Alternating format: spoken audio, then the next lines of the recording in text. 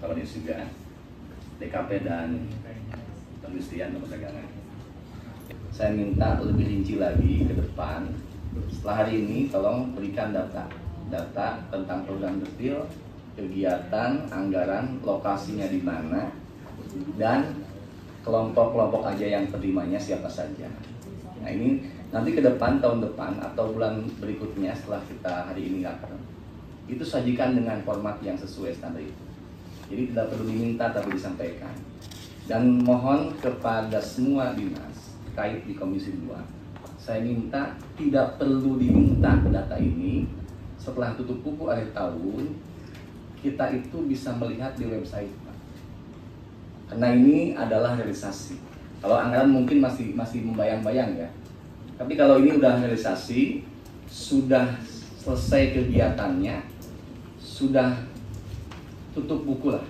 Jadi sebaiknya untuk menghemat agenda rapat kita itu, karena ini juga saya terus aja tadi malam saya sampai 1:30 malam di rumah BSD dari Bandung. Sorenya saya dapat bahan ini, belum sempat baca dan nggak mungkin saya baca. Pagi-pagi jam 7:30 udah kesini lagi. Pasti teman-teman yang lain juga sama.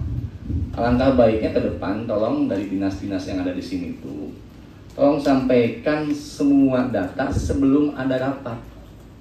Atau paling tidak disiapkan semuanya. Karena kita semua itu tiap tahun biasa dong kayak gini. Gitu kan, tidak boleh kita mau rapat baru ngasih data 1 hari sebelumnya. Ini konyol ya. Ini selalu diulang-ulang.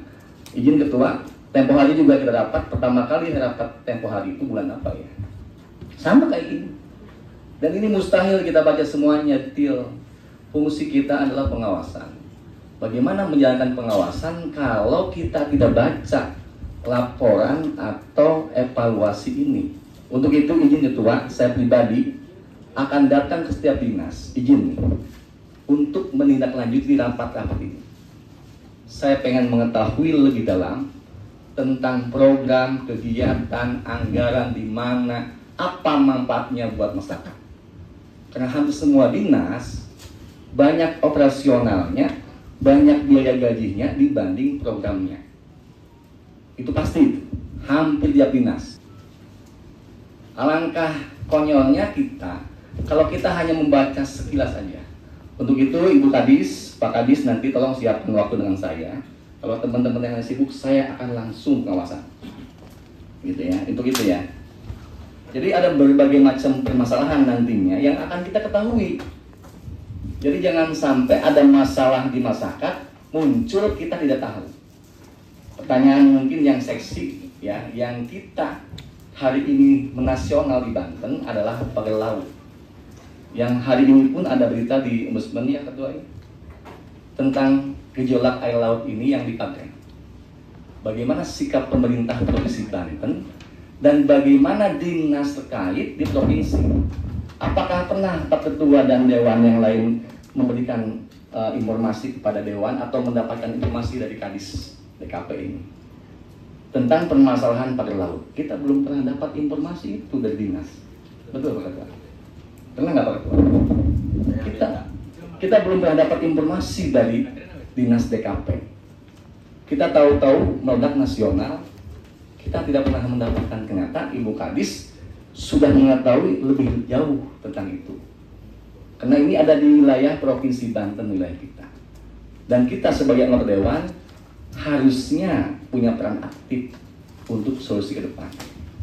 Meskipun itu levelnya nasional, tapi ini ada di wilayah Provinsi Banten yang mungkin itu dulu bukan kebijakan kita, Dewannya, kebijakan Dewan sebelumnya. Tapi kita pun wajib mengetahui dan ke depan bagaimana permasalahan ini bisa memberikan solusi buat masyarakat setempat itu.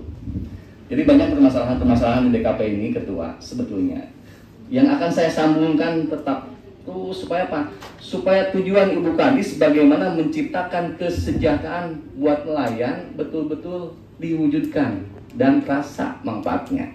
Karena hal yang kecil kayak bantuan-bantuan ya, mohon maaf, bantuan-bantuan yang saya tahu, saya tidak bisa dibohongin sebagai anak nelayan. Saya lahir dari perut ibu kandung nelayan. Saya hafal banget bagaimana kehidupan nelayan. Saya besar di nelayan. Ketika permasalahan nelayan saya sangat hafal, mungkin dengan Ibu Kadis saya lebih hafal, karena saya lahir anak nelayan. Ibu Kadis kena jabatannya aja, dan saya lebih paham tentang apa kebutuhan nelayan. Terus aja banyak permasalahan nelayan yang dibantu itu aja, orangnya itu aja. Saya minta 5 tahun di belakang siapa saja yang pernah dibantu di Provinsi Banten, betul nggak dugaan saya? Bu Kadis PAD-nya dari dinas kita ini dikit kan? Kenapa? Karena tidak tertib, karena tidak ada pengawasan langsung, bahkan banyak oknum di lapangan melakukan pungli. Sedangkan kerjasama dengan Kabupaten Lebak ke depan, bagaimana DKP Provinsi dengan DKP Lebak atau DKP Kabupaten Provinsi seprovinsi Banten bisa kerjasama meningkatkan pendapatan daerahnya. Mungkin itu saja dulu, karena banyak sebetulnya akan saya lanjut lagi. Terima kasih.